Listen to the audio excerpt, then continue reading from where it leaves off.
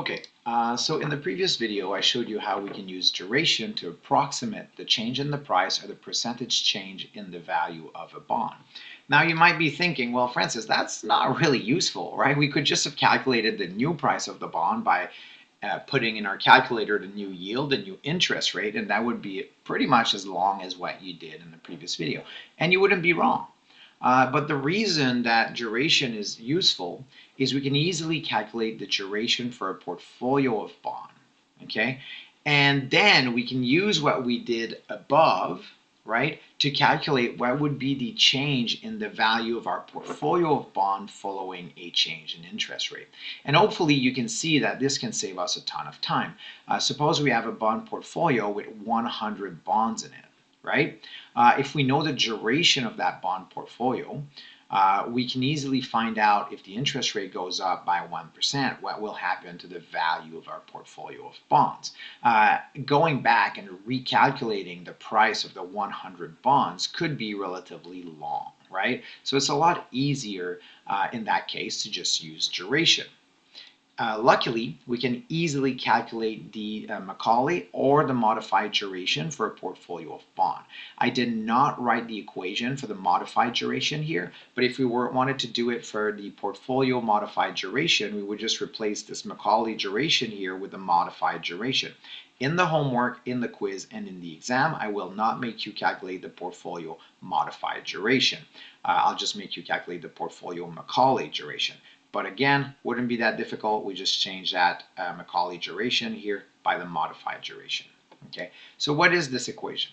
It's pretty straightforward. We take the sum, it's a weighted average. We take the sum of the weight times the duration. The weights are what? The weights are what's the proportion of our portfolio that is invested in bond I. So if the first bond, we invested 12% of our portfolio, of the market value of our portfolio in that bond, WI would be 12% for that first bond.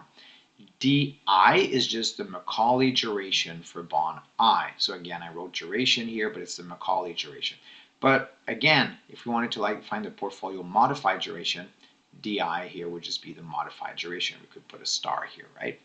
Okay, so we just have to do that, and then we can easily find the Macaulay duration or the modified duration for a portfolio of bond. So for example, I have 3 bonds here, A, B, C. You have the different price, the price for these different bonds here, and you have the Macaulay duration for these 3 bonds. If I wanted to find the Macaulay duration for this portfolio of bond, I have 1 of each of these bonds. What would I do? Well, I would just use the previous equation. I would take the price on the first bond and I would divide that by the market value of my 3 bonds. That would give me the weight on the first bond, and I would multiply that by the Macaulay duration for the first bond. I would take the price on the second bond and I would divide that by the total market value of my 3 bonds in my portfolio. That would give me the weight on the second bond, and I would multiply that by the Macaulay duration for the second bond. And then I could do that also for the third bond. If we were to do that, we would find that the Macaulay duration for this bond portfolio would be 12.11 years. Again, we could have done that for the modified duration.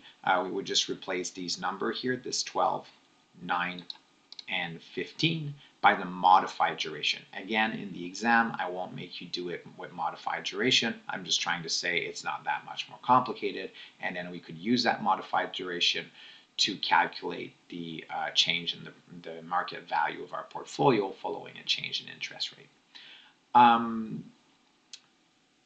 This is theoretically not the best way to do it, but in practice, I believe most people actually use this method.